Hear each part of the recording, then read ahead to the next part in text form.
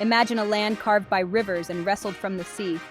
This was the Netherlands in the Middle Ages, a mosaic of counties, duchies, and bishoprics, each fiercely independent.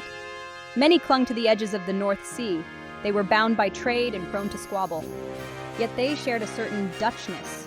It was in their industrious spirit and their quiet disdain for authority. These provinces were powerhouses of trade. They had bustling ports like Bruges and Antwerp. These cities throbbed with the pulse of commerce. Ships laden with spices, textiles, and herring arrived from all corners of the known world. The Dutch were renowned for their practicality. They were also known for their skill in shipbuilding and their mastery of water. They built dikes and polders, claiming land from the sea itself. Life wasn't all rosy. The provinces were constantly vying for power. They engaged in petty rivalries and occasional skirmishes.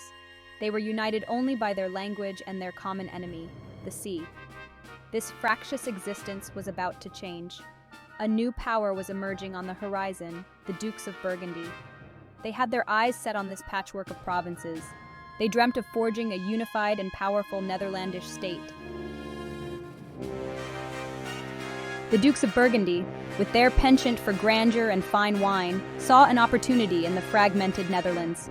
Through strategic marriages and shrewd political maneuvering, they began to stitch together the disparate provinces. They brought a semblance of unity. They imposed a centralized administration.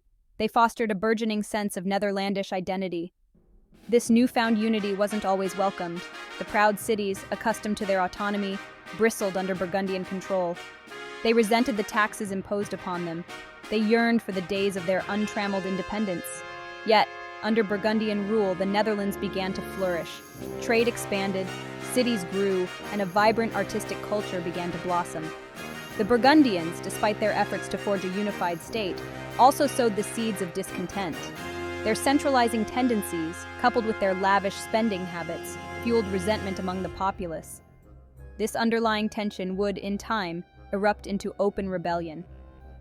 The Dutch, despite their reputation for pragmatism and level-headedness, were not afraid to fight for their freedoms.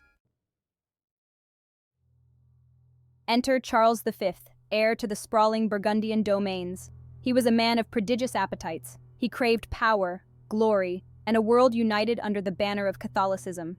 He inherited a vast empire stretching from Spain to the Netherlands. His reign marked a turning point in Dutch history.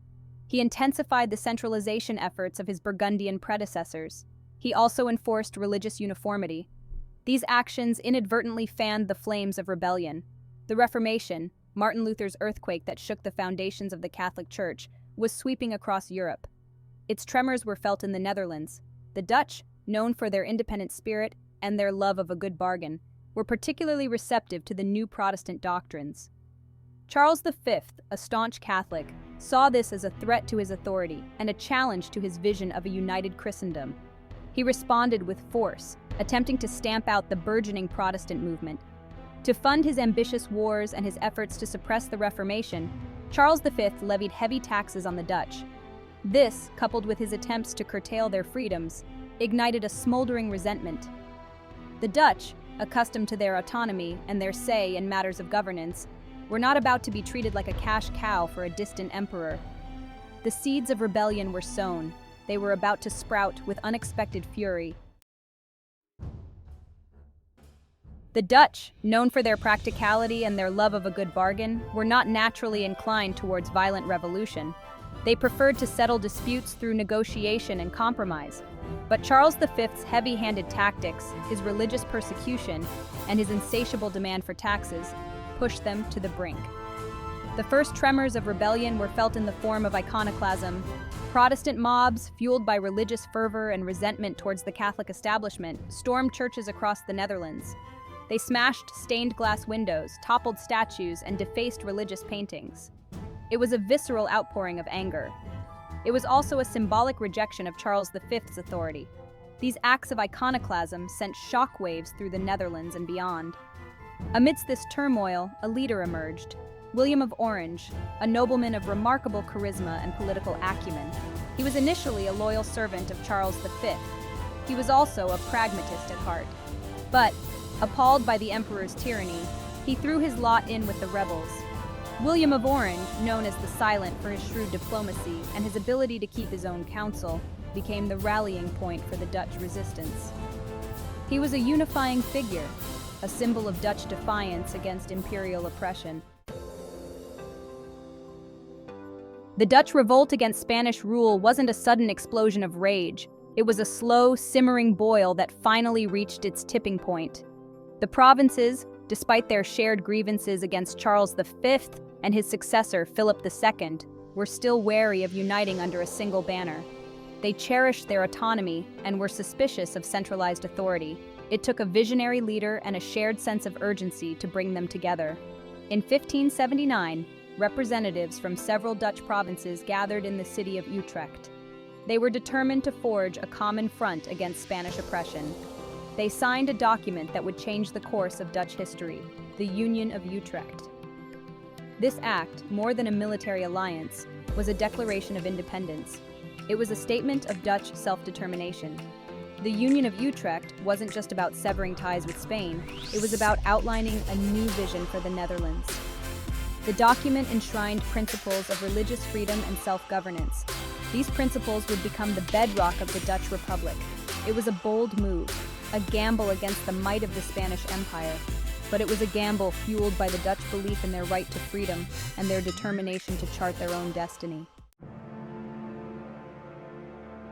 The Dutch rebellion was a David and Goliath struggle. The Spanish Empire, at the height of its power, seemed invincible. It possessed a vast army, seasoned generals, and seemingly inexhaustible resources. The Dutch, on the other hand, were outgunned and outmanned. They lacked a standing army, they had limited resources, but they had something the Spanish lacked: grit, innovation, and a home turf advantage. They turned to the sea, their oldest ally and adversary. They formed a ragtag fleet of privateers known as the Sea Beggars. These fearless sailors, a mix of adventurers, exiles, and religious refugees, harassed Spanish shipping lanes. They raided coastal towns. They disrupted the flow of Spanish troops and supplies. They were a thorn in the side of the Spanish war machine. Their exploits became legendary. The Dutch also employed innovative tactics on land. They used their knowledge of the terrain to their advantage. They opened dikes, flooding fields and turning the landscape into a quagmire. This hindered the movement of the Spanish troops who were accustomed to fighting on dry land. They employed hit-and-run tactics, harassing the enemy and then melting back into the marshes. This guerrilla warfare, though unconventional, proved surprisingly effective against the ponderous Spanish army. The Dutch rebellion wasn't all heroic victories and cunning strategies. It was a brutal conflict, marked by atrocities on both sides. One event, in particular, etched itself into Dutch memory: the Spanish Fury. In 1576, mutinous Spanish troops, their pay in arrears, went on a rampage in the city of Antwerp, one of the richest and most cosmopolitan cities in Europe.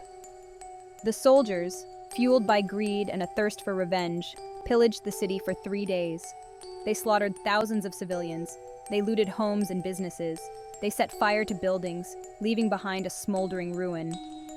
The Spanish Fury sent shockwaves through the Netherlands. It galvanized the Dutch people. It erased any lingering doubts about the brutality of Spanish rule. The sacking of Antwerp had a profound impact on the course of the rebellion. It solidified Dutch resolve. It pushed more provinces into the arms of the rebels. It also tarnished the reputation of the Spanish Empire, turning public opinion across Europe against them. The Spanish Fury, a testament to the savagery of war, became a rallying cry for the Dutch, a symbol of the oppression they were fighting against. The Dutch struggle for independence was long and arduous. It was a story of resilience, courage, and innovation. Finally, in 1648, after 80 years of war, Spain officially recognized the Dutch Republic. It was a momentous occasion. It marked the birth of a new nation. It also heralded the dawn of a golden age. The newly formed Dutch Republic, forged in the fires of rebellion, was unlike any other nation in Europe. It was a decentralized republic. It was governed by a system of representative government. It was a haven for religious refugees, attracting intellectuals and entrepreneurs from across the continent. It was a place where freedom of thought and expression flourished. The Dutch, freed from the shackles of Spanish rule, unleashed their entrepreneurial spirit. They built a vast trading empire.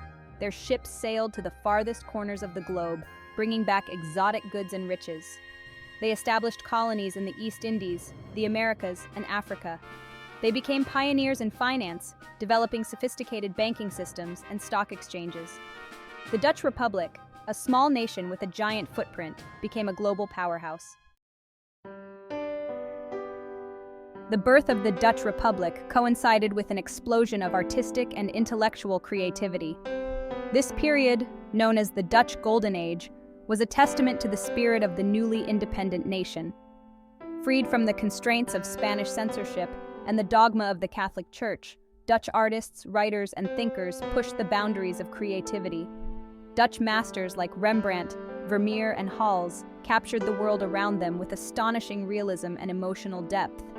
Their paintings, often depicting scenes of everyday life, reflected the values of Dutch society: hard work, piety, and a love of beauty. Dutch literature flourished, with writers like Joost van den Vondel crafting epic poems and plays that celebrated Dutch history and culture. The Dutch Golden Age wasn't just about artistic brilliance, it was also a time of scientific discovery and intellectual ferment. Scholars like Hugo Grotius laid the foundations for international law. Antony van Leeuwenhoek, using his pioneering microscopes, revealed the hidden world of microorganisms. The Dutch embraced new ideas and challenged old dogmas. Their universities became centers of learning, attracting students and scholars from across Europe. The Dutch Republic, a beacon of tolerance and intellectual freedom, became a crucible of innovation. The Dutch struggle for independence wasn't just a historical event. It was a defining chapter in the formation of the Dutch identity. It instilled in the Dutch a deep-seated love of freedom and a healthy skepticism towards authority. It fostered a spirit of self-reliance and a penchant for innovation. It shaped their national character and their worldview. The Dutch, even today, are known for their pragmatism, their straightforwardness, and their willingness to speak their minds. They value consensus and dialogue. They are also fiercely protective of their freedoms. These traits, rooted in their history of rebellion, have made the Netherlands a nation of entrepreneurs, innovators, and global citizens.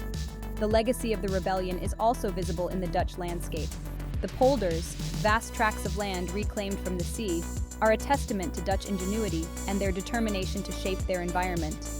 The canals that crisscross Dutch cities are not just picturesque waterways. They are remnants of a time when water was both a foe and an ally, a symbol of the Dutch struggle against the odds. The Dutch landscape, shaped by human hands and the forces of nature, tells a silent story of resilience and adaptation. The Dutch story is a powerful reminder that freedom is not a given. It is a hard-won right. It is something that must be constantly defended and cherished. The Dutch, through their long and arduous struggle for independence, demonstrated the enduring human spirit. They showed that even a small nation, with determination and unity, can stand up to an empire. The Dutch rebellion wasn't just about political independence. It was about intellectual freedom, religious tolerance, and the right to self-determination. It was about creating a society where people could think for themselves, worship as they pleased, and pursue their own destinies. These values, enshrined in the Dutch Republic's foundation, continue to resonate today. The Dutch example is a beacon of hope in a world where freedom is often threatened. It reminds us that tyranny, no matter how powerful, can be resisted. It shows that even in the darkest of times, the human spirit can triumph. The Dutch, through their history of rebellion, have given us a timeless lesson in courage, resilience, and the enduring power of the human will. The Dutch journey from a patchwork of medieval provinces to a global powerhouse is a testament to the transformative power of rebellion. It is a story of courage, innovation, and the enduring human spirit. The Dutch, through their struggle for independence, not only secured their own freedom, but also inspired others to fight for theirs. Their story reminds us that freedom is not a gift. It is a right that must be claimed, defended, and cherished. The Dutch example, with its emphasis on tolerance, self-reliance, and innovation, continues to resonate in the 21st century. It serves as a beacon of hope in a world grappling with the challenges of globalization, political polarization, and the ever-present threat to human rights. The Dutch, through their history of rebellion and their subsequent rise to global prominence, have shown us that even a small nation can make a big impact on the world. They have left an enduring legacy of freedom, innovation, and cultural brilliance. Their story is a testament to the enduring power of the human spirit and a reminder that even in the face of adversity, hope can triumph.